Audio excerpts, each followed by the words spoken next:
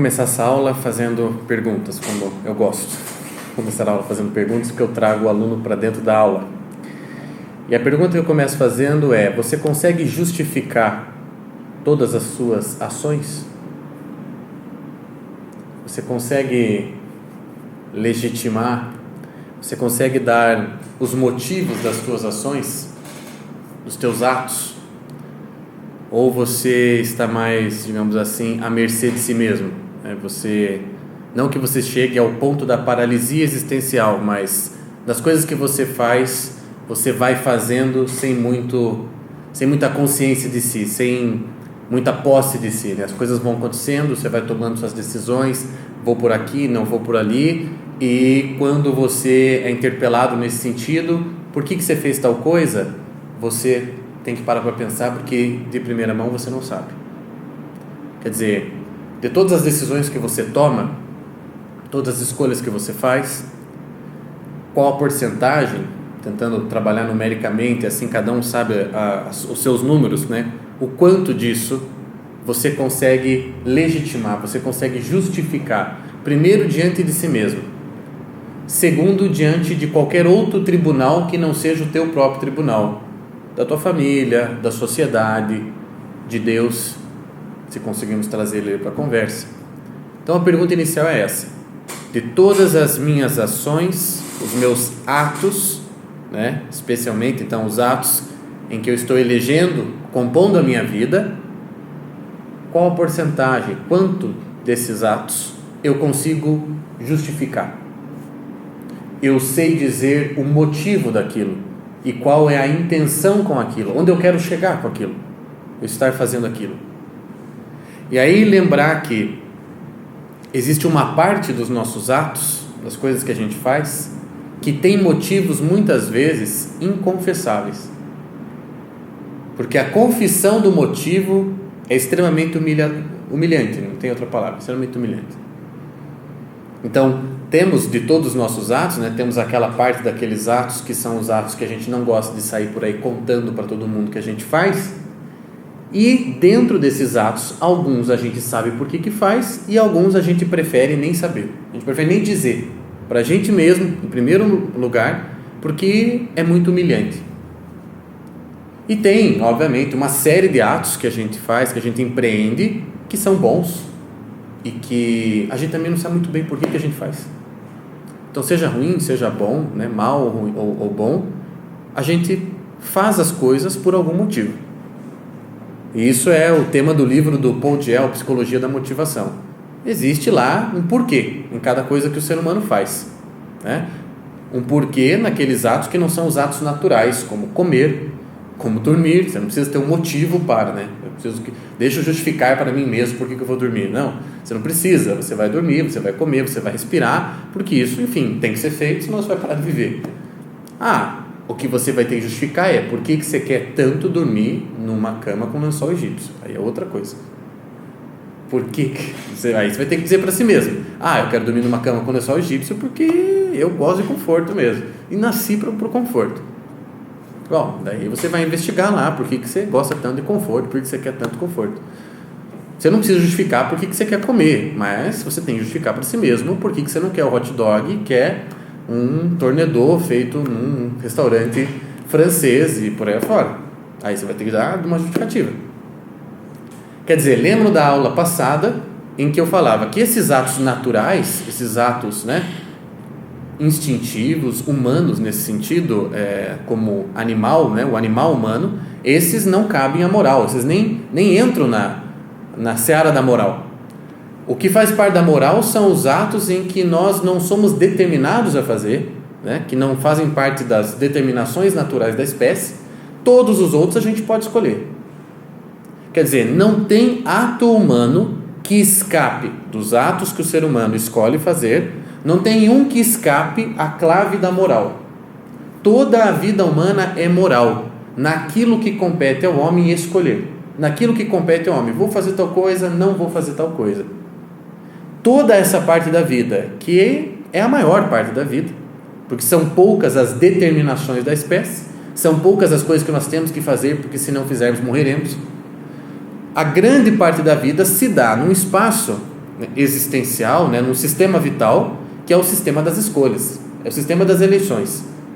Então é aquela velha história, um ser humano é fruto do quê? Um ser humano é fruto de um monte de legados, né, um monte de heranças, que ele não escolheu, obviamente, né, nem o pai, nem a mãe, nem a cultura em que ele nasceu, tá? Tem um monte de heranças, mas tem ali uma outra enorme parte, que é o que o sujeito faz com aquilo, quais são as escolhas dele, etc, etc. Como ele vai compondo a vida dele a partir daquilo, coisas dadas e coisas que ele vai escolhendo. Então, essa segunda parte é a parte da moral. Não tem um ato humano desta geografia aqui, deste terreno, não tem um ato humano que não possa ser classificado como bom ou mal.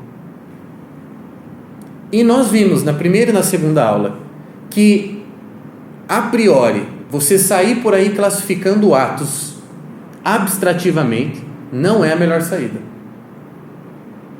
Por quê? Porque a moral não é um assunto abstrato. Apesar de ter sido tratada de forma abstrata, é bom fazer tal coisa, é mal fazer tal coisa. Regras gerais, apesar de ela ter sido tratada dessa forma, nós vimos nas duas primeiras aulas que a moral é um assunto da antropologia, é um assunto do homem. E no caso da antropologia espanhola, é um assunto não de qualquer homem, porque não existe um homem abstrato. É um assunto meu. Os meus atos de Tiago, todos os meus atos, aqueles que eu posso escolher, todos eles passam pelo crivo moral. Todos eles são bons ou maus, ou fazem parte daqueles matizes que existem, como eu falei na primeira aula, entre o maximamente bom e o maximamente mal.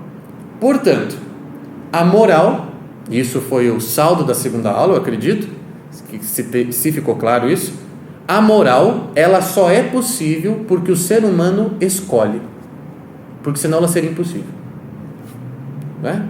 Por exemplo, olha, quando eu estou lendo mapa astral de alguém, eu não sou um sujeito que faz isso sempre, não me considero especialista no assunto, mas de vez em quando, dentro da bioiatria, surge lá, né, o desejo do aluno, a gente já se conhece o suficiente e eu acabo usando aquilo como digamos assim, né, algo a acrescentar o processo da bioiatria, que é um processo de autoconhecimento, etc.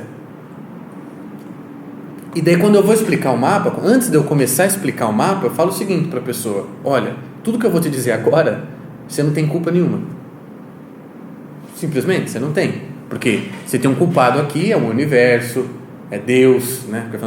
Ele fez você nascer nesse dia, nessa hora, nesse lugar. As inclinações dos atos em relação a você foram essas, não por tua vontade, não por tua absorção das circunstâncias, por tua eleição. Então, você não tem como julgar moralmente o mapa astral de alguém.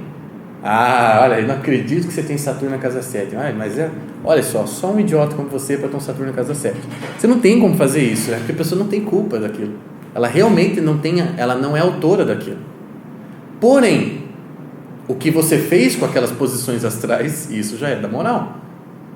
Porque as posições astrais do mapa, elas inclinam você a agir de um certo modo. E isso só bobo não vê. Quer dizer, você não precisa se tornar um estudioso da astrologia para você perceber que os astros inclinam fisicamente certas coisas, como a lua controla as marés, por exemplo. Então, existe uma inclinação que é dada no nascimento. Cada astro representa uma área e faculdade da vida que está inclinada numa ou noutra direção. Então, não tem nada a ver com isso, não escolhi ser assim. Porém, no momento que comecei a crescer, o que eu fiz com aquilo, à medida que a minha liberdade foi sendo conquistada, minha vida adulta foi sendo alcançada, eu começo a ser responsável pelo modo com que eu lidei com aquilo. Portanto, a moral entra no processo de escolha. E tem situações que a gente acha que não tem processo de escolha nenhum, mas tem processo de escolha. Como, por exemplo, uma doença. A gente está cansado de falar sobre isso. O Victor Frankl falou largamente sobre isso. Ninguém escolhe ficar doente, mas a pessoa escolhe como adoecer. Como passar o processo da doença, como passar pela enfermidade, isso é uma escolha, isso é fruto da liberdade humana. Eu posso, meu Deus, eu acredito que eu peguei essa doença, eu acredito que eu estou com isso, para mim já deu, vou morrer. Como eu posso falar, não, eu vou me curar, isso aí não vai me derrubar. Como eu posso, enfim, tem milhões de atitudes possíveis em relação a isso. Isso já é liberdade. Então aqui já incide a moral. Então veja, uma vida moral, o que é ter uma vida moral, né? Não é uma vida, como falamos nas 2 primeiras aulas, que respeita uma série de códigos e normas. Não faça isso, não faça aquilo, cumpra aquilo, não isso, não aquilo, né? Não transe, não faça isso. Não é isto. As regras gerais, elas são afirmadas e reafirmadas, e quanto mais gerais, mais genéricas, melhor nos propósitos do que eu vou falar agora, elas são afirmadas como balizas da vida humana. Olha, não é bom matar. Olha, não é bom cobiçar a mulher do próximo. Não é bom levantar falso testemunho. Não é bom surrupiar as coisas dos outros. Essas regras gerais, elas são colocadas como balizas, como se fosse assim, o molde mais amplo possível do quadro onde se desenha a vida humana. E a aplicação dessas regras gerais depende da vida concreta, da vida daquele indivíduo, que sabe, pela baliza mais externa, mais vertical possível, que ele não deve matar, mas que se ele chegar em casa e um bandido estiver lá em cima da esposa dele prestes a matá-la, ele mata. Muitos irão matar para salvar a esposa, salvar o filho, não é verdade? Mas não pode matar. A regra geral diz que não pode. Então veja, as regras gerais, os princípios, no sentido do Aristóteles, é preciso conhecer os princípios, né? É conhecer as leis naturais, o direito natural todo deve a Aristóteles, isso daqui. As leis naturais, aquilo que é certo continuará sendo certo e nunca vai deixar de ser certo. Em nenhum momento a gente falou que isso não exista. A gente apenas está destacando, porque o curso A Vida Humana tem esse propósito, que mesmo ao tratar da moral, que tem lá os seus princípios, sim, genéricos, que são o certo para sempre certo da vida humana, aquilo que une o grego, o hindu, o brasileiro, o russo, né? O núcleo moral, onde qualquer ser humano, de qualquer momento, de qualquer espaço, se encaixa naquilo, deve respeitar aquilo. Então existe sim isso, existe essa moral determinada, mas nós estamos tratando da dimensão moral antropológica que me leva a aplicar no plano da minha biografia, no plano da minha existência, as regras gerais e ver quando a aplicação delas é o melhor a ser feito e quando, e pode acontecer, passar pela regra geral, desrespeitá-la por um instante é o melhor a ser feito. Então veja só, guardado isso que foram das 2 primeiras aulas, eu comecei perguntando: qual é a tua posse, ou seja, qual é a tua capacidade, a tua consciência a respeito dos teus atos e das justificativas desses mesmos atos? O quanto você sabe de por que você faz uma coisa ou outra? Isto nos levou para o tema da liberdade, que nos reforçou o tema da moral, que chega no seguinte ponto: quanto mais você sabe por que você fez uma coisa, mais moral pode se tornar o assunto, à medida que fazer aquilo sabendo que aquilo é bom torna você ainda mais autor da bondade, e fazendo aquilo sabendo que é mal torna você mais autor da maldade que você empreendeu. E de alguma forma nós queremos, veja, todos os temas do curso, proporcionar para você que você saiba dizer por que as coisas são assim com você, por que você faz outro tipo de coisa, ou seja, ao fim e ao cabo é a posse de si. Então, primeiro desafio, dado tudo que falamos de moral, eu sei por que eu escolho tais coisas e não outras. Vejam, nas pequenas e nas grandes. Eu sei por que eu gasto tempo fazendo tal coisa e gasto sem ninguém me pedir.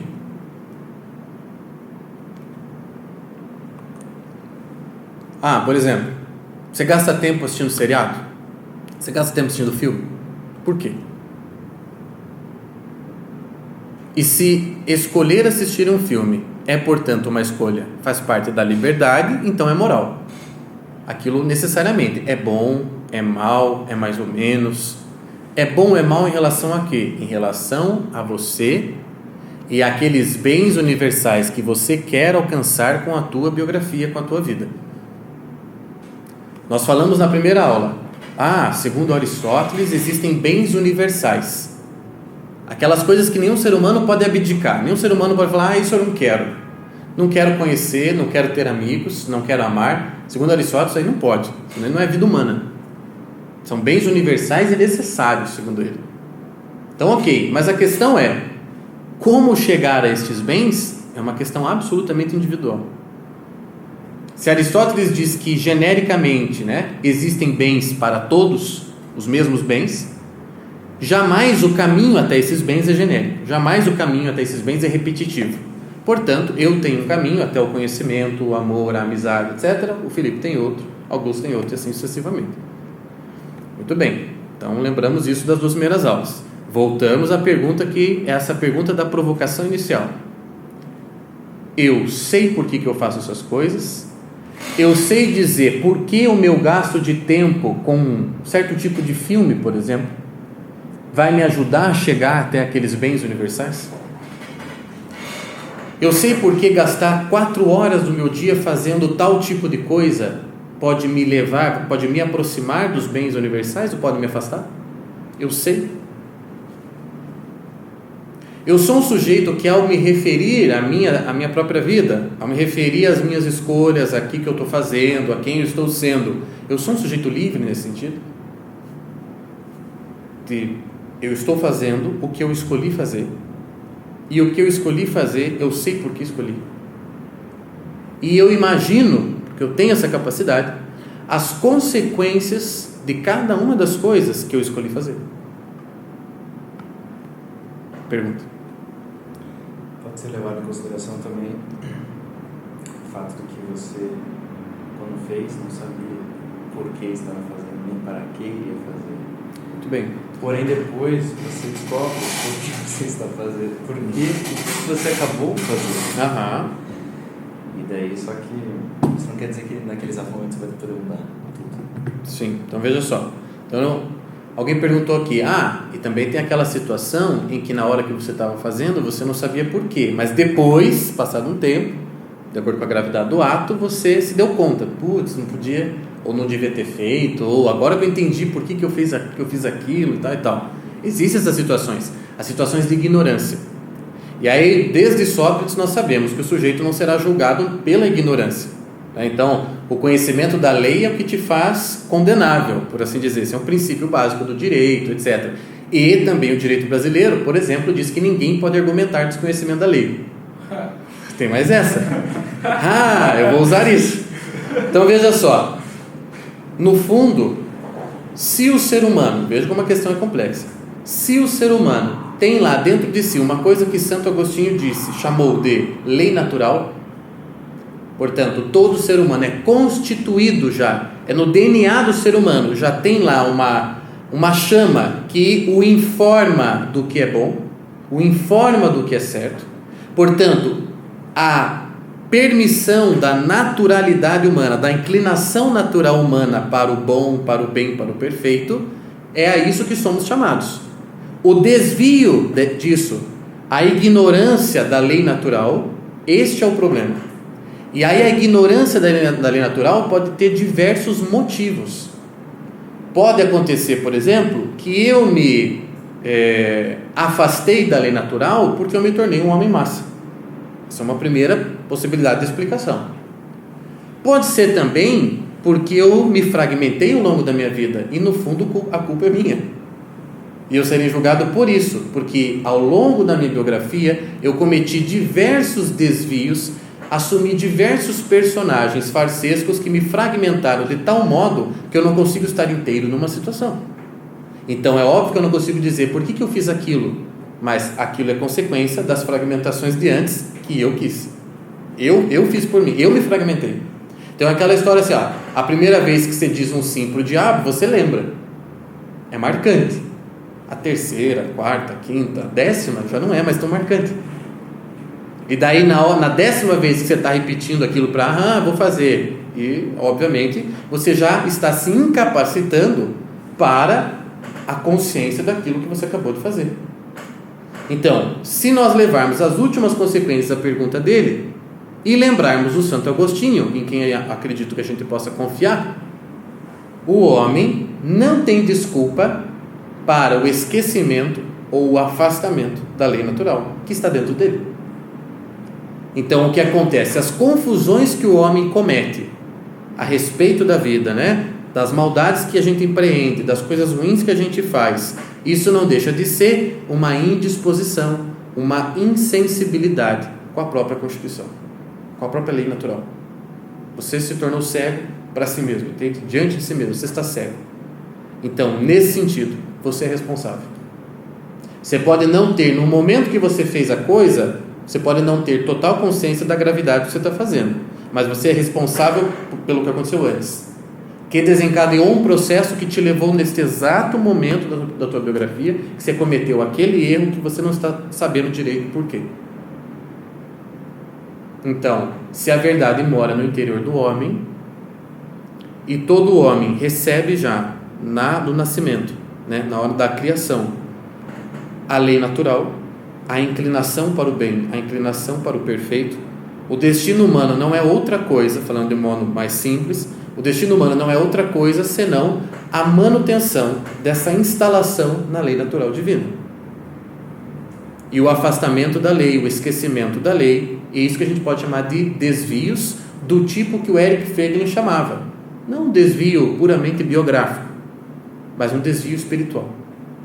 O que o Eric Feiglin chamava de pneumopatologia, doença do espírito. Então a coisa é ainda mais séria. Nós podemos tratar de moral, o que é melhor fazer, o que é pior fazer. Mas vejam, o assunto da moral, e a última aula desse módulo terá que tocar nisso, o assunto da moral, ele fica, digamos assim, manco, se você não trouxer para o assunto da moral a realidade metafísica. Porque é melhor em relação a quê? Tal caminho ou tal caminho. Entende? Não matar é melhor do que matar, mas é melhor em relação a quê? Qual é o padrão de melhor? Qual é o padrão de maximamente bom? Entende que se eu não trouxer a conversa metafísica para cá, ou seja, deve haver uma máxima bondade, uma máxima perfeição, para que funcione como régua de medição dessas bondades que a gente pratica. Não dá para falar nesses termos que a gente está falando. Ou seja, chegar em Deus é inevitável. Inevitável. Então, olha só, diz o Rolê Marias, o caráter moral vem do exercício da liberdade, da justificativa das decisões. Então, quanto mais, veja que é um exercício, né? A pergunta dele ajuda também a entender isso.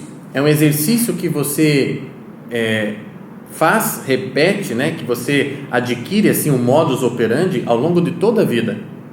É uma coisa que é incutida no ser humano, reforçada, pode ser reforçada pela verdadeira educação. Veja, nós todos somos frutos de uma sociedade, de uma geração, de um momento da história humana, que nós, talvez haja aqui alguma exceção, mas acredito que todo mundo aqui dessa geração não tenha sido promovido no exercício de expiação dos próprios atos, de análise da própria vida, de justificativa da própria biografia. Eu não imagino, né? Se nós estamos aqui ouvindo essas coisas, tendo que aprender essas coisas, é porque nós já batemos bastante a cabeça. Nós somos frutos de uma sociedade, de um meio que não nos incentivou nisso. Nós somos frutos daquilo que, mais uma vez, o Eric Feiglin chamou dos estúpidos, é uma sociedade estúpida. O Mussel também chama disso, né? É uma sociedade estúpida. O que é uma sociedade estúpida? Essa sociedade que não sabe o que está fazendo e, pior, tem ódio de quem sabe o que está fazendo. É o pior tipo que existe. Então, assim, as pessoas fazem as coisas sem ter a menor consciência de por que elas estão fazendo. E por isso o caráter moral da vida humana foi sendo renegado. Não que ele não exista, porque ele continuará existindo inexoravelmente, mas ele foi sendo colocado embaixo do tapete. E aí você entende por que também nessa nossa sociedade existe um certo desprezo em relação à moral.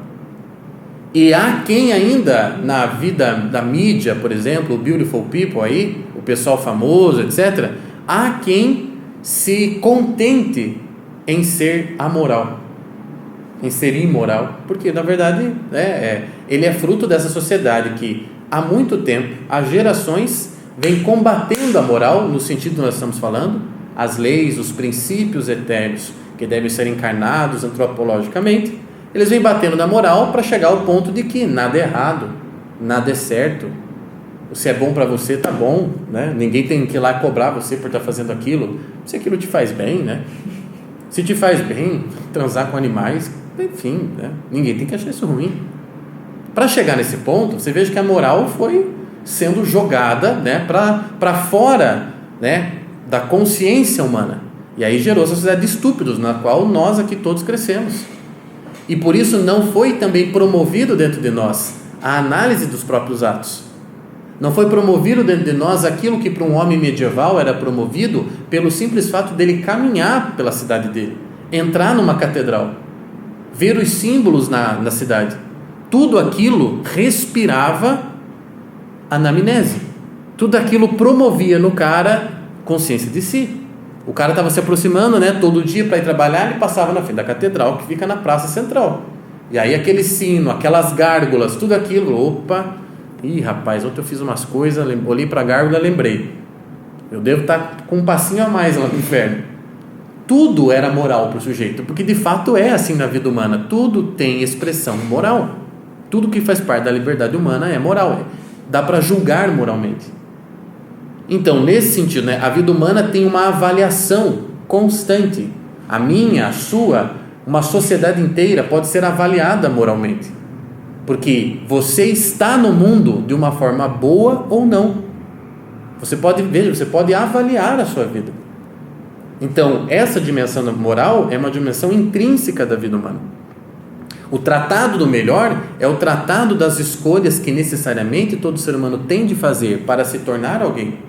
E quanto melhor as escolhas, e a quarta aula será sobre melhor em relação aqui, quanto melhor as escolhas, melhor a forma biográfica, mais feliz e plena a existência. Então não adianta fazer de conta que não existe moral, que não existe certo e errado, não adianta. Algum tipo de limite, de quadro de referências para as existências sempre terá de haver. E se você tira a moral no sentido metafísico, você põe lá as leis do Estado. Algum limite vai ter que ter. Você já pensou nós chegar, não existe moral e cada um pode fazer o que achar bom? Então tá, eu acho bom matar um por dia, isso eu acho bom. Puxa, me dá um prazer enorme matar uma pessoa por dia. Então não, mas isso não pode. Por que não pode? Porque o Estado diz que não pode. Opa, então tem um limite para as ações humanas. Então tem uma coisa que é ruim, tem uma coisa que não pode, ainda que seja determinado pelo Estado. O Julián Marias falou, é no mínimo interessante o número de leis que são aprovadas pelos Estados nacionais do século XX e agora XXI. Por que precisamos de tantas leis? Quando eu falo, o Brasil aprova 10 mil leis novas por ano, 10 mil novas leis por ano, eu falo, o Brasil é um país doente. Que sociedade precisa de 10 mil novas leis por ano, dizendo o que pode e o que não pode? É uma sociedade, é um país que já não tem a menor ideia, perdeu completamente o contato com a lei natural, já não sabe mesmo o que é certo e errado. Já não sabe. Quer dizer, então nós precisamos de uma lei que diga não pode bater nos filhos, não pode judiá-los e maltratá-los. Como uma lei dessa pode soar como novidade? Entende? Então assim, não adianta, algum limite para a vida humana, algum pode e não pode, sempre haverá. O que nós falaremos na próxima aula é que esses limites, os mais confiáveis, são aqueles da estrutura da realidade, que são os princípios eternos, seja explicados por Aristóteles, seja pela escolástica, seja por Julián Marias, é disso que nós vamos falar. Agora, essa primeira parte da aula era para te provocar naquilo que o Julián Marias diz o seguinte, olha, ninguém elege no abstrato, portanto, dentre as possibilidades que existem para você, porque tem um monte de possibilidade que para você não existe. Você não pode ser rei da Inglaterra. Essa possibilidade não existe para você nem para mim. A gente pode ser presidente do Brasil. Se a Dilma pôde também, não tem nem o que discutir. A gente pode, qualquer um pode. A gente pode ser presidente do Brasil. Ok, essa possibilidade existe para mim. Então, eu serei julgado, já vamos falar mais de julgamento, eu serei julgado de acordo com as possibilidades que existem para mim, que fazem parte daquilo que a gente chama circunstância. Então agora, mais um ponto aqui da aula. Moral só cabe no que exerce, naquele que exerce a própria liberdade. Quanto mais liberdade exerce, mais moral, ou mais possível de moralidade e julgamento moral, né? Quanto maior a liberdade, maior a moral. Ok. Segundo ponto da aula de hoje é esse. Eu jamais serei cobrado, seja pela sociedade, seja por Deus, seja por mim mesmo, por uma possibilidade que não existe para mim. Eu serei cobrado pelas possibilidades que são minhas. E aí vem outra pergunta agora. Quais possibilidades são suas? Felipe, desliga. Depois liga de novo. Quais possibilidades você reconhece que existem para você e quais possibilidades não existem para você? E uma parte do sofrimento humano, veja só, que é aquela realidade feita de irrealidades. Aquele ser que corre o risco a todo tempo de não ser, diferente de todos os outros seres da realidade, que já são tudo o que podem ser no nascimento.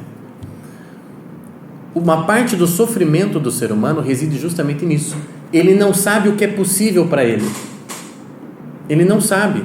E ele sofre com possibilidades, às vezes, que nem são as dele. Ao invés de ele sofrer pelas possibilidades dele. Veja, eu falei um tempo atrás da novela A Fera na Selva, do Henry James, que passou uma vida sofrendo por algo grande que iria acontecer na vida dele, que nunca aconteceu. E perdeu a oportunidade de se apaixonar e casar com uma moça que o amou a vida inteira e morreu sem ser amada, porque ele não quis amá-la, porque ele estava esperando algo grande acontecer na vida dele, algo magnânimo, que ele seria uma pessoa importante, mas ele não foi, a coisa grande não aconteceu, e aí ele também não amou. Esse sujeito, o personagem, o John Martyr, ele chegou, provavelmente lá, ele chegaria diante de Deus, e Deus não o cobraria por não ter sido o grande personagem.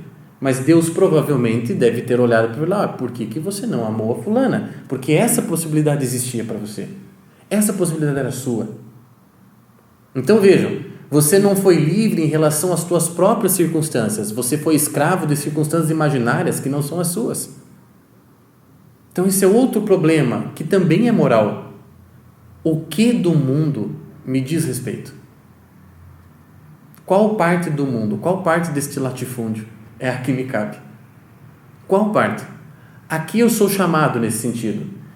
Se eu morrer hoje, Deus vai me cobrar pelo quê? Por eu não ter restaurado a cultura nacional? Acho que não é esse o meu chamar, restaurar a cultura nacional. Pelo que Ele vai me chamar? Pelo que Ele vai me cobrar? Por aquilo que dizia respeito à minha realidade. Ok, o que é a minha realidade? Qual é o meu mundo? O que faz parte da minha circunstância? O quanto eu absorvo e reabsorvo essas circunstâncias? O quanto eu conheço as possibilidades da minha própria vida e, portanto, livremente elejo entre as possibilidades que são minhas e realizo o melhor do melhor dentre aquilo que é possível para mim. Como a Luciane me dizia sempre, ela falava: Tiago, nenhum jardineiro vai ser cobrado por não ter lido Platão. Pelé não será cobrado por não ter lido Julián Maris. E você vai ser cobrado pelo quê? E pelo que você não será cobrado? Porque aquilo não te diz respeito. Existem coisas que são próprias da vida humana, claro, que nós não podemos abrir mão, não. Dignidade da vida humana, o valor da vida humana, todas essas coisas que fazem parte dos princípios gerais da vida, e esses nós não abrimos mão. Esse eu e você temos que responder a eles, independente se a gente for jardineiro, se a gente for bancário, se a gente for médico ou intelectual. Mas existe uma outra gama de coisas infinita, de possibilidades humanas, que dizem respeito a um e outra que diz respeito àquele. Cada um tem uma fatia aqui no mundo. E tem uma parte do mundo para chamar de seu. Então a pergunta é: quais são as suas circunstâncias? E é sobre elas que você escolhe? Ou tua vida está tão falsa e imoral que você escolhe possibilidades que não existem para você e insiste em coisas que não são do seu mundo, que não te dizem respeito. Então, por exemplo, tentem imaginar o dia que a dona Dilma Rousseff, se isso acontecer, espero que aconteça, o dia que ela se perceber: puxa, acho que eu não sou uma estadista. Acho que eu não sou. Estou com uma leve impressão que eu não sou uma mulher de Estado. Estou com uma leve impressão. Eu torço para que um dia ela tenha isso, porque eu sempre torço pelo, no sentido, pelo bem biográfico da pessoa, que ela consiga, nem que seja os 45 do segundo tempo, salvar a própria biografia. Nesse sentido, ela salvaria, se antes de morrer ela pensasse: eu acho que eu devia ter feito outra coisa. Se ela fizesse isso, já valeria. Que é o que acontece com o Ivan Illich na novela do Tolstói. O que diz respeito ao sujeito, ele gastou tempo num monte de coisa que não tinha nada a ver com quem ele devia ser, com o que ele devia fazer, mas antes de morrer ele percebeu. Então, fala. Mas você acha que se não houver nenhum desvio, até nas possibilidades, todo ser humano sabe quais são? Porque pode acontecer de não saber, não sei se pode acontecer de não saber. A gente não sabe o que faz parte do nosso mundo, quais são as minhas possibilidades e aquilo que o Ortega Gasset chama meu mundo, que são as minhas circunstâncias, a gente não sabe justamente à medida em que a gente se afasta do núcleo pessoal que nos constitui. Naquilo tudo que nós falamos lá no módulo 1. Quanto mais próximo eu estou do meu núcleo pessoal, ou seja, da substância que eu sou, daquilo para que eu fui feito, quanto mais próximo eu estou daquilo, mais fácil eu reconhecer, isso é meu, isso é totalmente meu. Vejam, e quanto mais a gente se distancia por fragmentação do eu, por tentações da sociedade de massa, né, por existências fantasmais, como eu falo, etc., obviamente mais difícil reconhecer o que é meu. É como eu sempre brinco nas aulas. Veja, todas aquelas pessoas que entraram para um Big Brother da vida, elas acharam que aquilo era para elas, né? Elas se confundiram a tal ponto que elas tinham, por exemplo, alguma qualidade excelsa que valeria a minha atenção toda noite. E não apenas o bumbum dela, entendeu? Ela achou que ela tinha mais algum talento. Por isso ela aceitou ir lá. Então veja até que ponto chega o desvio, até que ponto chega o erro a respeito de si. E os erros acontecem em certos tipos de vício, que são, os meus são uns, os teus são outros, cada um tem aqui o seu grupinho de vícios. E é nesses que a gente se perde. A gente falou no módulo lá do homem massa, né? No módulo 6.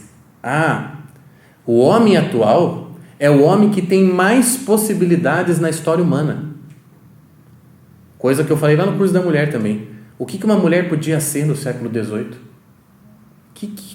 Quais eram as alternativas da mulher no século XVIII? Ela ia ser freira, dependendo da casta, né? Da classe a que ela pertencesse.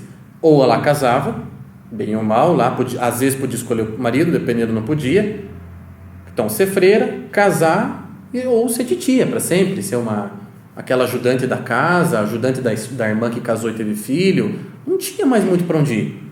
Para ser escritora demorou um monte, né? Uma Jane Austen assim, que abriu caminhos, por exemplo, né? Aqui, uma mulher escrevendo e sendo lida e tal. Então, você pensa, no século XVII, século XVIII, as possibilidades da mulher eram muito poucas. Aí, isso é ruim. Ninguém gosta de ter pouca possibilidade. Porém, qual era a possibilidade de erro da mulher? Já que você tem 2, 3 alternativas. Entenderam? Se ela tem 2, 3 alternativas, veja, diminui para 30% a chance de erro. Agora, quantas possibilidades tem uma mulher no século XXI? Quem ela pode ser no século XXI? Meu Deus, ela pode ser tudo. Absolutamente tudo. Tem quase todas as possibilidades em aberto para ela. Quase todas. Ela pode ser presidente da República, ela pode ser médica, ela pode ser dona de casa, ela pode ser tudo ao mesmo tempo, ela pode ser solteira e ela não vai ser julgada socialmente porque ela é solteira. Ela pode ser um monte de coisa. E é por isso, porque ela pode, é que ela sofre. Foi o que nós falamos no módulo 6. O homem moderno sofre, tem uma angústia, porque ele pode ser qualquer coisa. O que ele passou séculos tentando conquistar, finalmente conquistou, agora ele está desesperado, porque ele tem as possibilidades em aberto. E aí, esse monte de possibilidades o angustia, turva a visão dele das coisas. A massa tomou conta de uma série de conversações, né, que nunca deveria ter tomado conta, tomou o lugar da religião, tomou o lugar da autoanálise, e aí o sujeito pode se confundir a respeito das próprias possibilidades. Então, ninguém está falando que a gente deveria voltar para o século XVII. A gente só está constatando que, por termos mais possibilidades, temos mais chances de nos enganarmos quanto às próprias possibilidades. Então, veja, as mulheres que adotarem o discurso feminista, elas vão rechaçar sempre, de imediato, a possibilidade de se tornarem donas de casa. Mas vai que essa é a possibilidade dela. Será que não é? Será que não pode ser? Eu acho que deve ter mulher que nasceu para dona de casa. Eu acho que deve ter mulher que exista para isso, que nasceu para ser dona de casa, cuidar do filho, cuidar do marido, cuidar da casa. Deve existir, sempre existiu, pelo menos. Eu acho que continuará sempre existindo. Então, essa possibilidade é que existe. Mas se a mulher atual adota o discurso feminazi, ela fala, não, isso não existe. Não pode uma mulher fazer isso. Então essa possibilidade imaginativamente é cortada e a gente leva em conta só as outras. E as outras podem não dar conta da biografia daquela sujeitinha que aceitou o discurso feminazi. Então, tudo isso é discurso moral, tudo isso é realidade moral, porque viver moralmente é viver nas próprias possibilidades. Isto é meu, isto me pertence. E eu serei julgado por esta clave aqui e não por aquela. Tudo bem até aqui? Diz o Rolê Marias, olha, visto de perto, como realidade do homem de carne e osso, a moral é rica e complexa. Ela vai da dimensão mais externa até a mais íntima de um ser humano. E aí o Rolê Marias faz a seguinte pergunta. Quando você julga alguém moralmente, tá? E a gente julga, né? Todo mundo que julga o tempo inteiro. Putz, que sujeito filha da mãe. Ou, nossa, que pessoa boa. O que você está levando em conta? Para que você está olhando quando você julga alguém moralmente? Você está tentando enquadrar, existem várias possibilidades. Você está tentando enquadrar aquela pessoa num conjunto de regras que você considera como desejáveis e boas, e ela respeita ou não respeita esse conjunto, portanto ela é boa ou má por causa disso. Ou você está julgando aquela pessoa pelo crivo moral que você aplica a você mesmo, tá? Então, por exemplo, você é extremamente rígido com você, rigoroso com você, então ao olhar para o outro, você é extremamente rígido com o outro, então você tem a tendência de dizer, nossa, que pessoa bosta. Terceira possibilidade, você julga o outro pela régua do outro. Dado que ele entende isso por vida, dado que ele entende isso por dignidade, ele está bem. Ou está mal, porque no próprio sistema vital dele, ele não está se atendendo no próprio sistema vital. Como que você faz para julgar o sujeito? Ou você pega os 10 mandamentos e tenta aplicar em cada caso. O que você faz quando você diz, fulano não é bom, fulano é ruim, fulano é cruel, fulano é mau? De onde você tira os dados e como você trabalha com os dados para julgar alguém? Então, por exemplo, o Heidegger é o sujeito que escreveu lá Ser e Tempo, né? Uma obra genial, muito bem. Então, os grandes nomes da filosofia. O mesmo Heidegger escreveu isso antes de 1937, acho que foi 33, 34, ele publicou Ser e Tempo. Aquilo ali já valia uma vida inteira, né? Tipo, aquilo ele seria aclamado por todo sempre, é o cara, né? É um dos maiores filósofos do século XX. Mas em 37, se não me falha a memória, 38, o Heidegger, que escreveu Ser e Tempo, aderiu ao nazismo. Tá? Não só aderiu ao nazismo, ele se tornou como que um auxiliar intelectual do nazismo e o responsável por escrever as cartas para o pessoal do partido nazista, dizendo quais intelectuais deveriam ser investigados e quais intelectuais poderiam continuar lecionando, escrevendo dentro da Alemanha. Ele, inclusive, indicou a perseguição de colegas dele. Ele mandou perseguir o Sartre. Ele mandou perseguir várias pessoas que eram amigas dele, que eram, né, próximas a ele antes do nazismo. Ele mandou perseguir. Muito bem. Então vai lá o nazismo, ele está por cima da carne seca, ele é um dos queridinhos do nazismo. Termina o nazismo. Deprê total do Heidegger. Né? Tudo aquilo que o cara acreditou se provou, enfim, um inferno, literalmente falando, coisa do demo mesmo. Aí vem aquela deprê do Heidegger e vem, consequentemente, o julgamento de Heidegger. Pera, não era você que apoiava os nazistas? Nós vamos ter que fazer alguma coisa com você. Você ficou lá anos mandando prender cara. Você apoiou esses regimes, você escreveu a favor deles. Então agora nós vamos ter que julgar você também. E aí os amigos deles, muitos dos quais ele tinha ajudado a perseguir, né, que ele quis perseguir, como a própria Hannah Arendt, que foi inclusive um affair dele, né, quando aluna dele, defenderam ele. Não, né, esquece, né, o Heidegger, puxa, quando ele estava fazendo isso, ele não sabia bem, tal. Imagino que Heidegger não soubesse bem o que estava fazendo. Não, mas vamos esquecer isso aí, deixa passar, afinal ele é o cara, ele escreveu Ser e Tempo e tudo por aí. Enfim, foi que o Heidegger escapou a qualquer tipo de condenação. E os últimos anos de vida dele, ele viveu assim uma espécie de retratação, né? Foi ressignificando aquela merda toda na qual ele se enfiou e, ao que parece, terminou a vida sabendo a cagada que tinha feito. Muito bem. Como você julga Heidegger?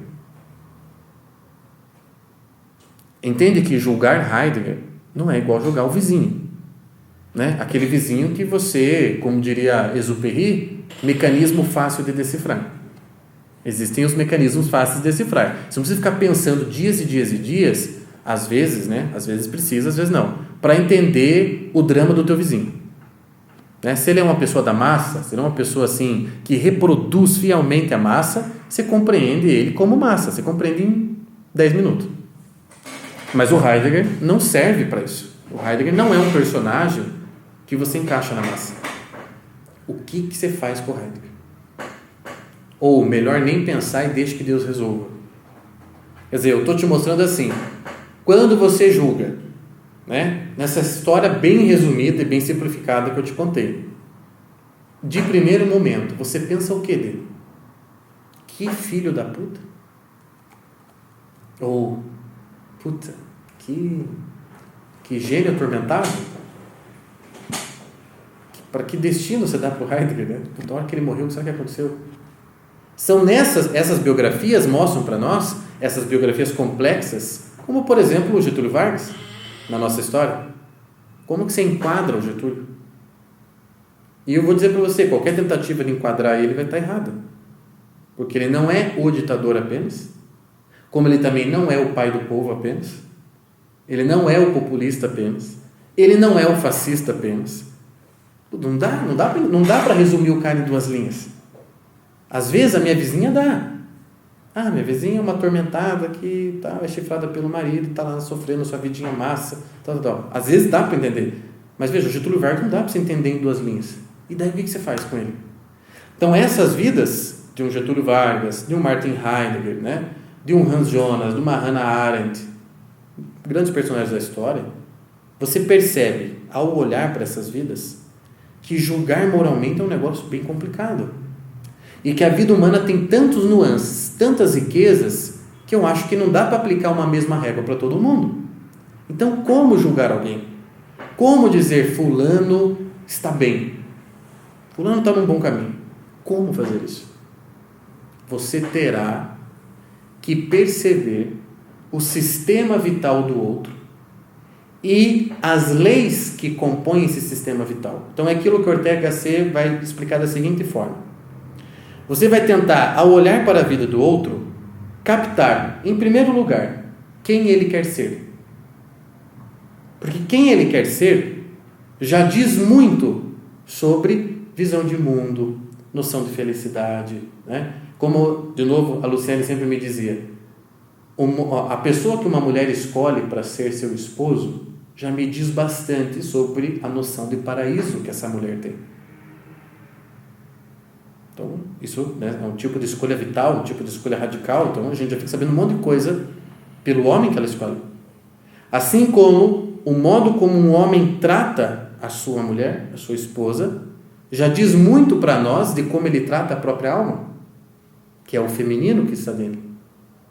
E por aí afora. Então, assim, você vai pegar, eu quero dizer se o outro está bem ou está mal. Eu quero julgamento moral. Você vai ter que captar esse sistema vital, que é um sistema dinâmico, jamais estático, nada na vida humana é estático, portanto altera-se o tempo inteiro.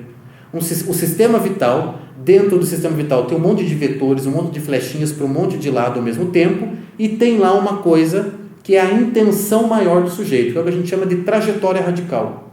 Quem o sujeito quer ser? Aquele ali, ele quer ser o maior jornalista do Brasil. Tá bom, então ele quer ser o maior jornalista do Brasil. O que precisa para ser o maior jornalista do Brasil?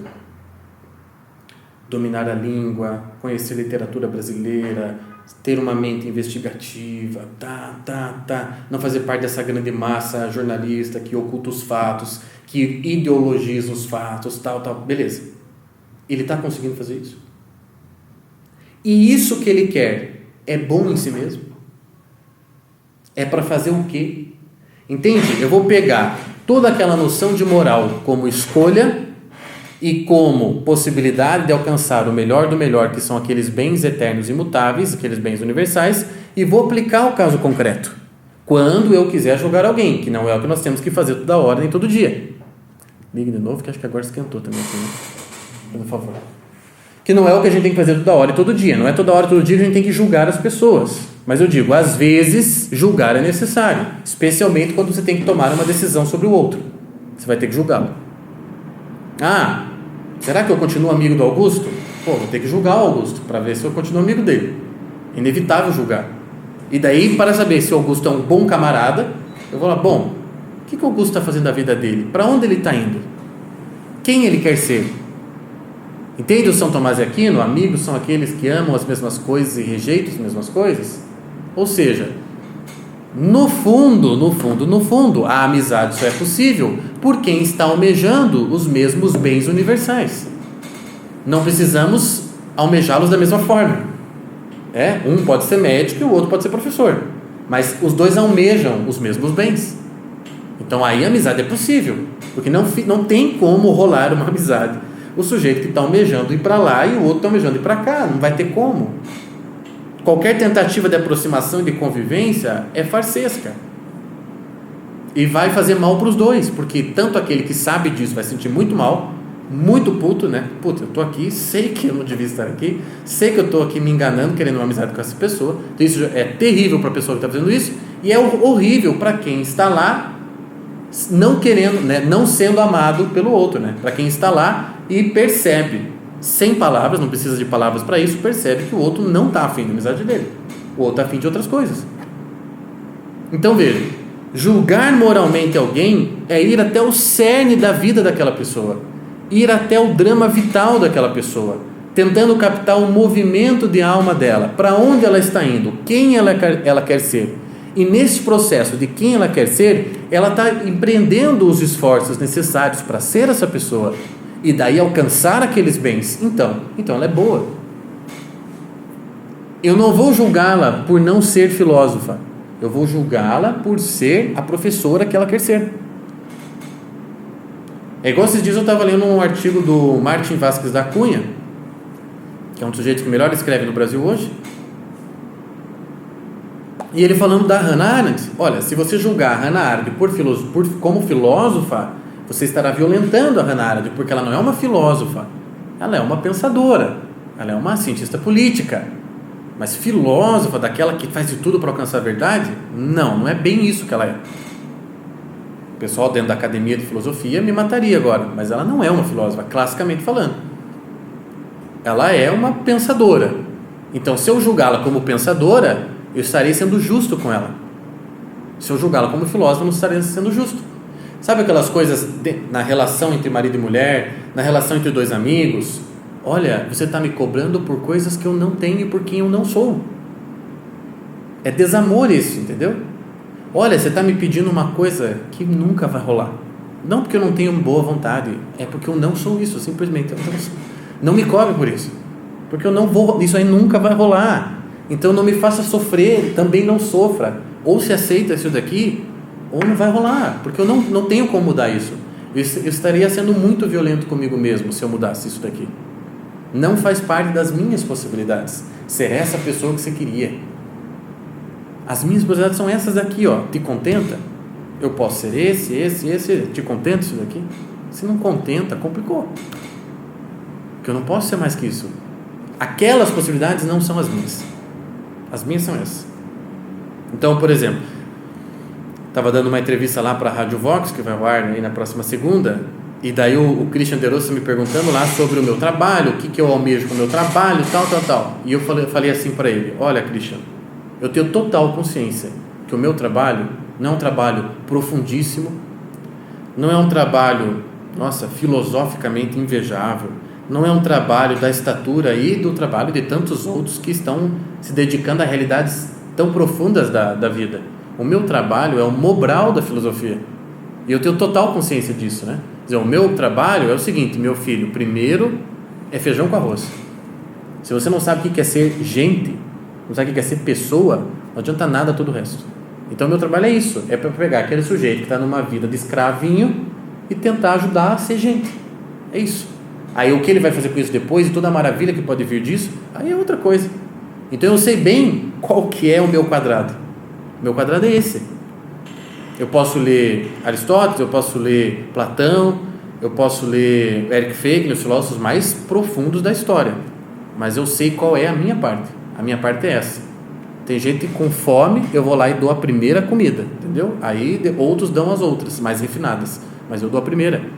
Ó, meu amigo, vocação, é isso aqui. Ó, meu amigo, relação à minha mulher, tente fazer assim, é o beabá.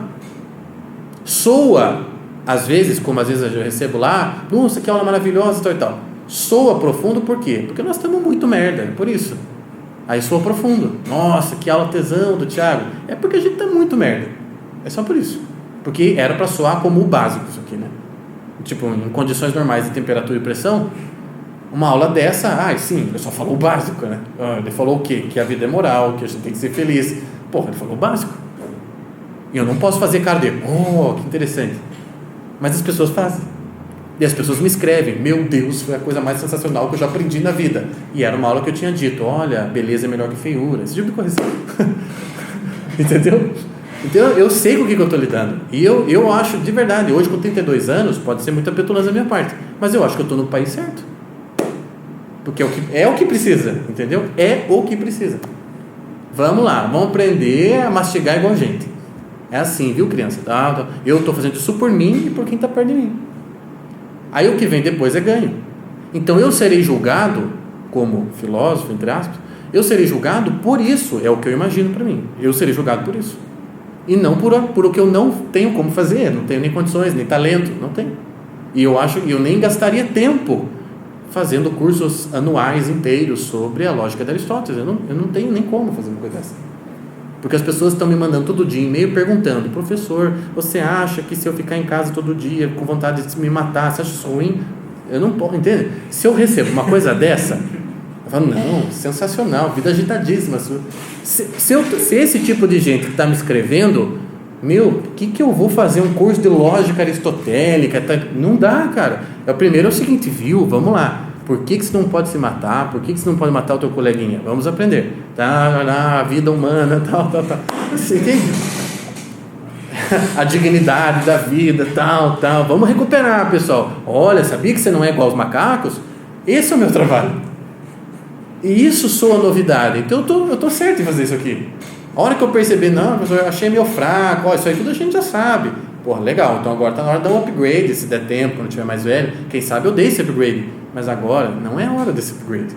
É hora de falar o básico. E das pessoas fazerem a cama, entendeu? Existencialmente falando. Então eu espero que Deus me julgue por isso. E não pelas outras coisas que eu não tenho como escrever nem como ensinar. Então, fecha essa parte pensando nisso. A sua vida hoje seria julgada pelo quê? E você gostaria que os outros, e um desses outros é Deus, te julgasse pelo quê? O que compõe teu sistema vital? Veja, Julián Marías, ele diz o seguinte: a moral rigorosa intelectualmente tem de traçar o mapa real de cada vida humana. Então, lá no módulo 1 a gente falou, mapa do mundo pessoal. Julgamento moral, o mapa da vida humana, daquela vida humana que eu quero julgar, entre aspas. Quem sabe isto, olha o que o Julián Marías diz, quem sabe isto seja o juízo final. O juízo final é quando Deus fizer esse julgamento que eu estou dizendo que a gente deve fazer uns pelos outros. Quando Deus olhar para o teu mapa, ou seja, o cômputo das tuas circunstâncias, das tuas possibilidades, das habilidades que Ele te deu, das heranças que você recebeu, o que você podia fazer, Ele tem a ciência de todo este mundo, de todo este mapa, e Ele te julgará por este mapa. Este é o juízo final. Então, quando nós julgamos a nós mesmos, por exemplo, principalmente a nós mesmos, caramba, diante do meu mapa, eu não estou bem. Se eu intimamente quero ser tal pessoa, cagada, está dando errado. Isso que a gente faz é um tipo de antecipação do juízo final. É um ensaio. Se eu morrer hoje, estou ferrado. A gente ensaia isso. O tempo inteiro a gente deveria estar ensaiando. E é isso que o Platão diz, filosofar é pensar sobre a própria morte. Ensaiar um destino e ver se o destino será feliz. Se ele terminasse hoje, mas se ele terminasse hoje, eu ainda não fiz aquela obra, não fiz aquilo, não fiz aquilo. Não, tudo bem, mas você estava em direção àquilo. Então, não se preocupe, seu destino será feliz. Você será acolhida como um destino feliz. Mas mesmo que você não tenha no cosmos produzido os efeitos que você queria, mas você será admitida na eternidade pelas intenções íntimas, pelo sistema vital, a trajetória radical. Aí o Rolê Marias vai ajudar a gente no seguinte, ele fala, olha, como a moral afeta a totalidade da vida humana, ele diz assim, uma forma de você fazer o julgamento moral nesse sentido, de si mesmo ou de qualquer outra pessoa, é você pegar as instalações vitais. O que são instalações vitais? Vamos lembrar lá. Para o Rolê Marias, cada um de nós é uma estrutura. O nome da estrutura inteira chama-se pessoa. Lá no fundo da estrutura, a coisa mais preservada, mais substancial, chama-se núcleo pessoal. Muito bem. Essa estrutura, ela surge no mundo, então, no momento que você nasceu. Você nasce no mundo, essa estrutura, portanto, se fixa no mundo. E ela se fixa no mundo por meio daquilo que o Rolê Marias chama instalações. Então, você é essa estrutura e você tem que entrar no mundo. Você entra com as instalações. A ideia de instalação é ótima, né? Realmente, você se põe no mundo. Nasceu. Pá. O que são essas instalações que põem uma vida humana na Terra? Condição sexuada,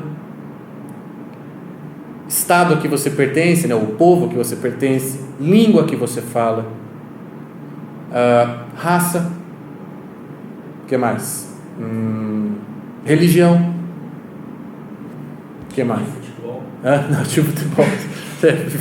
No Brasil. No Brasil ajuda, né? Quer dizer, todas essas coisas que são estruturais da vida humana, não tem como não ter um sexo, apesar que o pessoal da ideologia de gênero, mas não tem como. Não tem como não ter uma raça, não tem como não ter uma língua, não tem como não... não me fugiu uma das instalações principais, não ter uma ocupação, né, seja profissional ou não, mas fazer algo, não tem como não. Todo ser humano, ele se sente mal ao não fazer, né, a vida entediada e tal. Ou seja, você pega isso daqui, as instalações vitais, que é a sua instalação no mundo, e daí lembra Rolê Marias, né? Só não vai achar que essa estrutura é fixa, porque nada na vida humana é estático ou fixo. Essa estrutura, diz Rolê Marias, é dinâmica. Essa estrutura, ela altera a composição o tempo inteiro, né? Porque a pessoa humana muda ao longo do tempo. Então, os vetores que compõem essa estrutura, eles são alterados ao longo da vida. Então, ele está dizendo, olha, vamos julgar uma vida, a sua, vamos pegar cada uma dessas instalações e ver como é que você está em relação a cada uma delas. Aí danou-se, hein? Que veja só. Ele diz assim, vamos começar, por exemplo, pela instalação corporal, que é a mais básica, né? Você entra no mundo porque você tem um corpo. E o teu contato com o mundo é corporal. O corpo, na verdade, é o teu primeiro mundo. Pensa lá, você bebezinho, né, tal, você, os primeiros meses que é aquela lenta e processual posse do próprio corpo, mãozinha, pezinho e tal. Então, o teu corpo é a tua instalação no mundo, é o teu primeiro mundo e é a única forma pela qual o mundo chega até você. Se você não tiver corpo, não tem como o mundo chegar, pelos sentidos, né? Então, olha, vamos pegar a instalação corporal. Diz ele, a instalação corporal é necessariamente sexuada. Então, você chega num corpinho, ou de menino ou de menina. Tudo nessa instalação é moral. Ele dá um exemplo. Olha, vamos lá. A moralidade da instalação sexuada é a intensificação de cada uma de suas formas para a outra, na projeção mútua de varão e mulher. Então, olha só. A conversa fica tensa agora. Vamos analisar moralmente pegando uma instalação vital, a da condição sexuada do corpo. O que é viver moralmente a condição sexuada do meu corpo? Se eu sou menino, homem, é viver em projeção às mulheres. Se eu sou mulher, é viver em projeção aos homens. Por quê?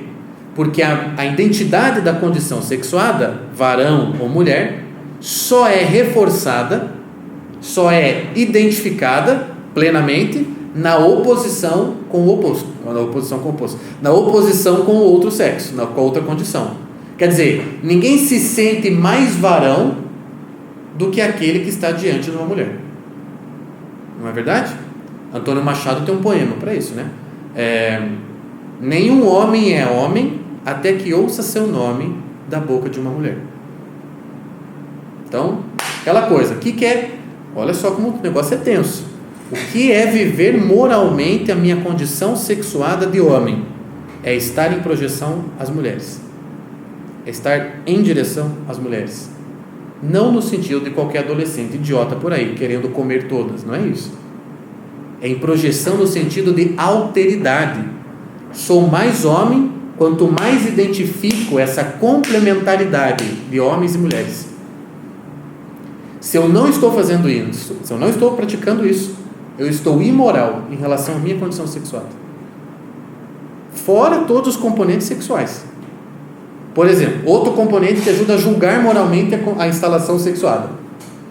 Quem reduz condição sexuada a sexo, está imoral na condição sexuada. Ixi mesmo, sanduíche. Quer dizer, o que é ser homem? É aquilo que eu sou na hora que eu estou transando com uma mulher. Então aí ferrou. Eu me lembro que na primeira ou segunda aula de Filosofia da Mulher eu falei isso. Um homem deve olhar para uma mulher como um homem, deve dirigir como um homem, deve trabalhar como um homem, deve, se preciso, lavar a louça como um homem, não como uma mulherzinha, deve cuidar dos filhos como um homem, não como uma mulher. Isto é ver moralmente a condição sexuada. Sabe aquela coisa? Olha, só um homem faria isso, só uma mulher faria isso. Uma mulher é mulher e está moralmente feminina nesse sentido quando tudo que ela faz tem a marca e a distinção da sua condição de mulher. Quem fez isso aqui? Não sei, deve ter sido um homem ou uma mulher. Bom, então não houve a distinção. A moralidade da condição sexuada está nisso. Você deixa a marca da condição sexuada não na hora do sexo apenas, isso é muito pequeno para toda a condição sexuada. Tudo o que você faz no mundo deve ser como homem ou como mulher. Você está agindo assim? Se não está, você não está atendendo moralmente a essa instalação. E é nesse sentido que você tem que se julgar. Tipo aquilo que o padre Paulo Ricardo fala do homem que está chorando com filme românticozinho, só quer ver coisinha melosa. Homem que adora discutir relação. Então, peraí, tem uma coisa errada. Não é que ele nunca discuta, né? Mas se o cara gostar, tem uma coisa esquisita. Quem gosta, a mulher geralmente gosta, né? Mesmo quando ela diz tá tudo bem, tá, ela tá chamando para discutir, entendeu? Ela tá chamando. Aquele tá é para discutir. É para você dizer, não, mas eu conheço você, eu conheço sua cara, você não tá bem. É tudo que ela quer. Até o biquinho, é para isso. Não quero falar sobre isso agora. Puta, ela tá louca para falar. Sabe? Ela está louca para falar. Quando um homem diz, eu não quero falar disso agora, sabe, ele não quer falar disso agora. E se você apurrinhá-lo para falar, vai gerar um problema que podia não gerar, entendeu? Então, nesse sentido, tudo o que você faz tem a marca do teu sexo? É isso, é disso que se trata, viver moralmente a condição sexual. Agora veja, não tem só isso, tem mais um monte de coisa. Tem mais um monte de instalação. É que essa do sexo a gente já percebe assim, que o mundo está perdido, entendeu? A coisa está feia. Cadê os varões? Cadê a virilidade? Onde está a virilidade? Uma coisa que eu tenho comprovado, porque, né, eu sempre falo isso, de cada 10 alunos que eu tenho, 9 são mulheres. Uma coisa que eu tenho comprovado, né, eu ainda vou escrever sobre isso, principalmente assim as mais novinhas. Me conta aí os teus namorados. Nada, ela conta, teve esse, teve aquele, tá. Tudo bem, de qual você mais gostou? Fala aí, esse foi aquele, foram 2?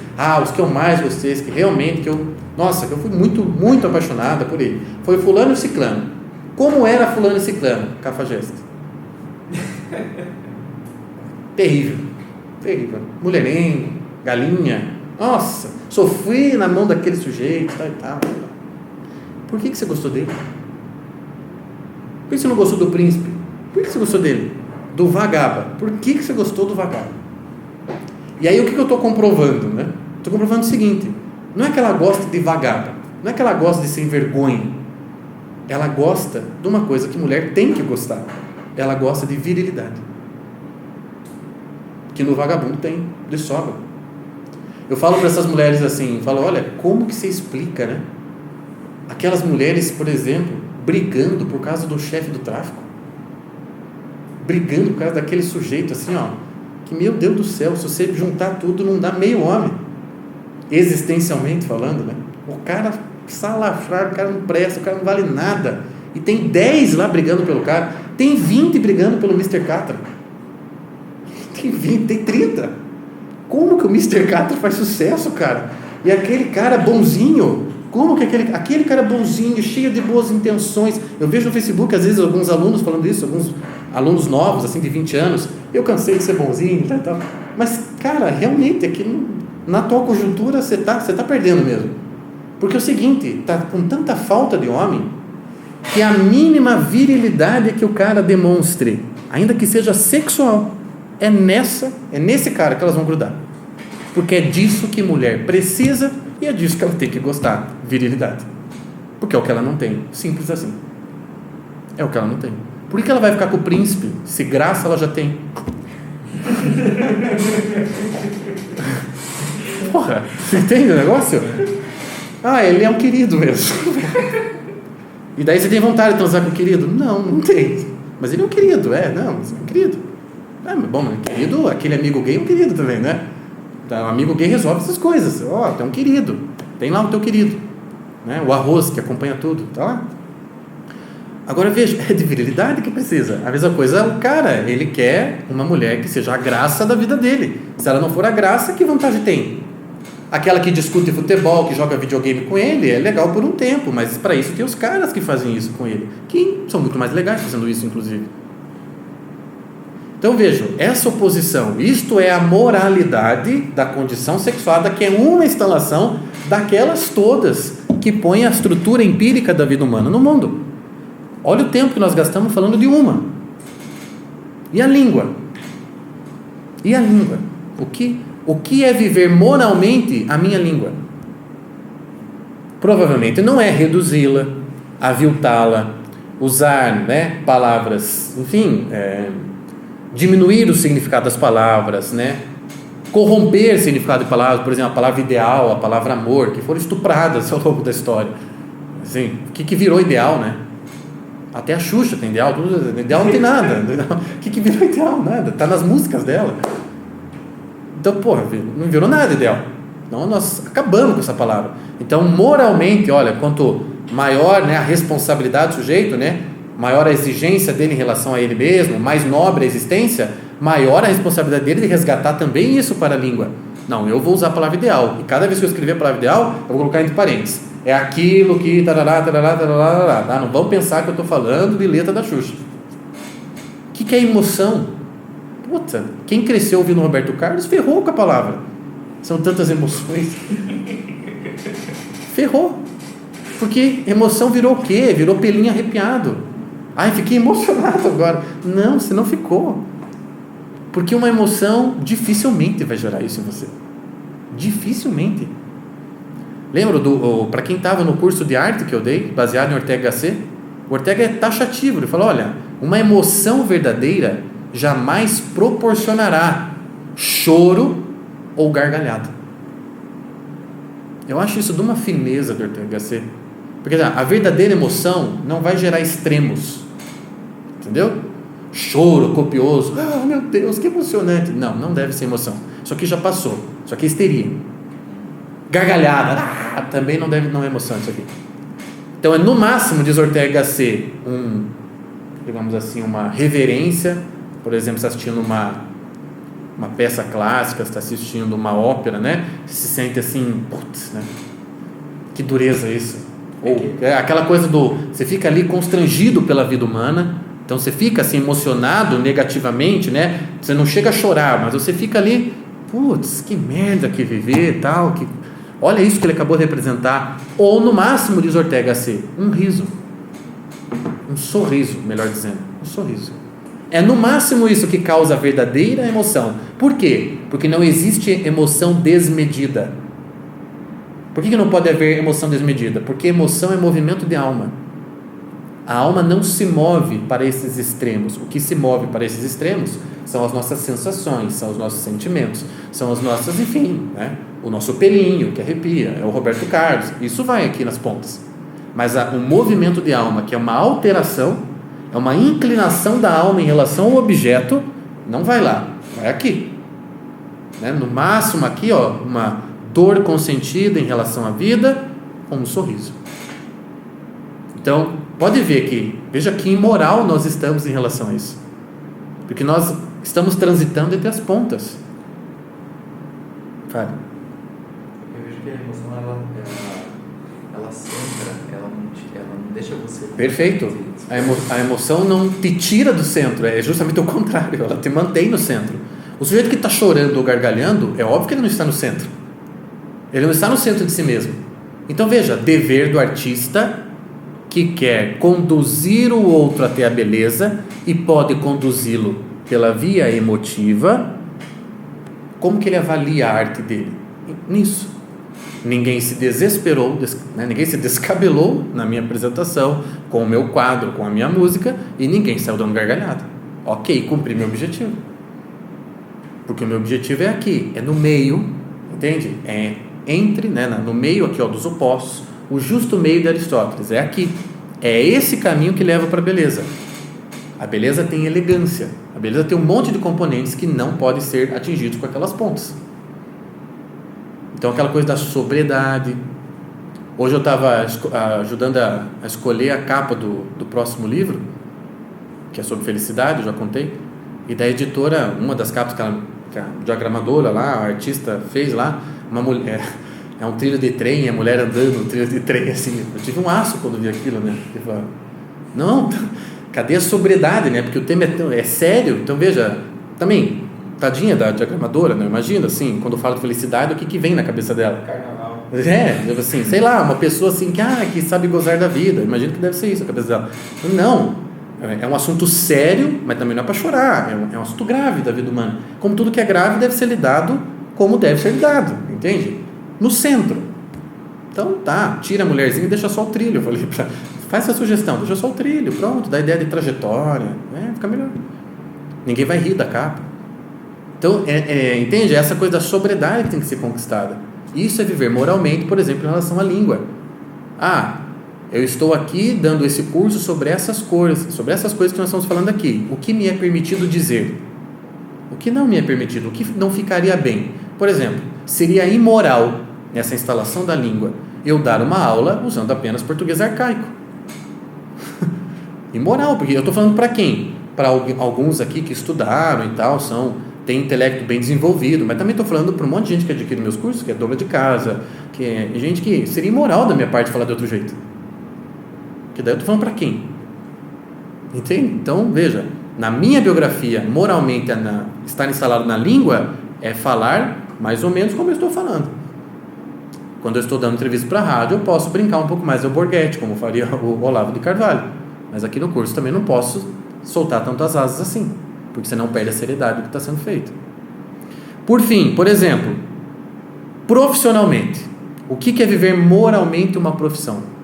Diz o Julián Marias, é aquela pessoa que entrega de forma adequada a sua vida para a profissão e encontra ali plena realização das exigências da função que ela escolheu. Então, primeiro, ela tem uma entrega adequada para a profissão que escolheu. Então, o sujeito escolheu medicina, mas ele quer trabalhar 6 horas por dia. Acho que não vai rolar. Não vai rolar porque isso não condiz com a realidade da medicina. Então, talvez deva escolher outra profissão. Ou eu, que estou full time trabalhando. Mas porque eu escolhi isso? Porque ainda quando eu estou lá brincando com os meus filhos, aquilo para mim, além de brincadeira com meus filhos, é matéria. É matéria de vida humana aquilo para mim. E no parque é matéria de vida humana, porque eu estou prestando atenção o tempo inteiro nisso e eu não consigo não prestar. Então eu estou o tempo todo ligado na profissão nesse sentido. E para o que eu faço, eu acho que eu devo estar assim. É o que eu acho. Mas ainda tem a plena realização das exigências da função. Você quer ser músico. O que se exige de um músico de verdade? O que se espera de um músico?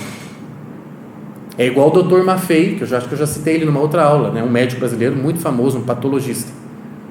Ele tem uma palestra no YouTube bem famosa. Já morreu o Dr. Maffei, sabia muito de medicina. Ele dizia assim: o que você espera do médico? Que ele saiba alguma coisa de medicina. Porque hoje em dia, né, a coisa está ficando cada vez mais comum, o sujeito não saber medicina, e ele é médico. Então vejam, o que a sua profissão que você escolheu, o que ela exige minimamente para você poder dizer: eu sou isso, eu exerço tal atividade e estou condizente com as exigências da minha atividade. Isso é viver profissionalmente de uma forma moral. Então é aquela coisa, é ser o Mel Gibson da profissão, entendeu? Então, senão não adianta, não vale a pena. Mas eu sou apenas um jardineiro. Tá, mas tem um monte de exigências, né? Tem o culto da beleza, tem o conhecimento de cada tipo de planta, de cada tipo, do solo. Você tem que conhecer aquilo ali. Você tem que ter uma atração pela beleza, senão não vai rolar. Então, moralmente. E a última que o Rolê Marias rapidamente analisa é a instalação social, que para nós é um terror isso daqui. O que é estar moralmente bem instalado socialmente? No caso do Brasil. Então diz o Rolê Marias, veja, tem dois tipos de sujeito, né? Aquele que está totalmente instalado na sociedade dele, esse cara aderiu à sociedade. No caso do Brasil, isso é um perigo. No caso do Brasil, isso é um perigo. E existe o cara que está descontente com a sociedade dele. Só tem esses dois. O cara que está, nasci aqui, tenho que morrer aqui. Amo isso daqui, amo essa porcaria. Então esse cara aderiu. E tem o outro que não está contente. E este que não está contente subdivide em dois para Rolê Marias. Tem aquele que não está contente com a situação e tem aquele que não está contente com a condição. Qual dá para mudar e para ser feliz e qual não dá? Situação ou condição?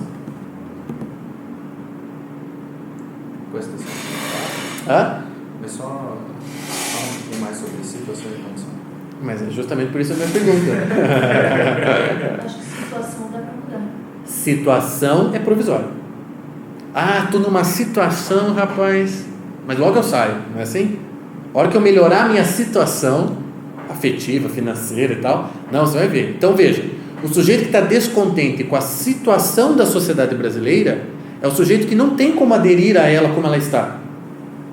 Cara, não dá. Eu não tenho como falar: nossa, eu sou totalmente brasileiro e amo essa porcaria, nossa, que bom que nós estamos assim. Não tem como, porque tem isso acontecendo. Enquanto isso aqui não mudar, eu não vou me sentir normal no Brasil. Veja, é a minha situação, por exemplo.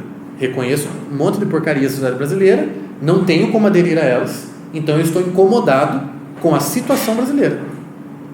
Porém, se eu estivesse descontente com a condição de brasileiro, eu estaria ferrado. Por quê? Porque condição não muda, é condição. É tipo ser contra a zoeira. Contra o humor do brasileiro. Não suporto o humor brasileiro, não suporto o jeito brasileiro de manifestar, fazendo um pichuleco. Meu amigo, então você tem que morrer e nascer em outro lugar, porque nós jamais faremos as coisas como um argentino faz, jamais faremos as coisas como um alemão faz, nós faremos daquele jeito, nós vamos tirar sarro da miséria, vamos tirar sarro do bandido. Isso não é ruim em si mesmo, isto é o brasileiro. E se você não está contente com isso, você está numa situação moralmente muito complicada, porque você vai sofrer muito. Por quê? Você jamais deixará de ser brasileiro, ainda que você mude de país e morra lá sendo dinamarquês ou tenha green card americano. Isso não adianta, meu amigo. A tua condição de nascimento é brasileira. E você vai sofrer a vida inteira com isso daí. Então, estar descontente com a condição não tem como proporcionar uma vida moralmente feliz nessa instalação social. Você pode estar descontente com a situação. E o sujeito que está totalmente encontrado com a sociedade brasileira, nossa, eu devia ter nascido aqui, inclusive. Quantos estrangeiros a gente vê falando isso? O meu país é o Brasil. Então, esse cara, moralmente, está bem. Na instalação social, ele está bem, velho. Ele não tem outro lugar melhor no mundo para ele. E isso é uma felicidade. Isso é uma felicidade. Dúvidas? Podemos ficar por aqui? Então, na semana que vem, a gente tende a falar da moral. A gente vai subindo aqui as escadas agora. Saímos do plano, né, dos fatos do homem e vamos subir e falar das ultimidades.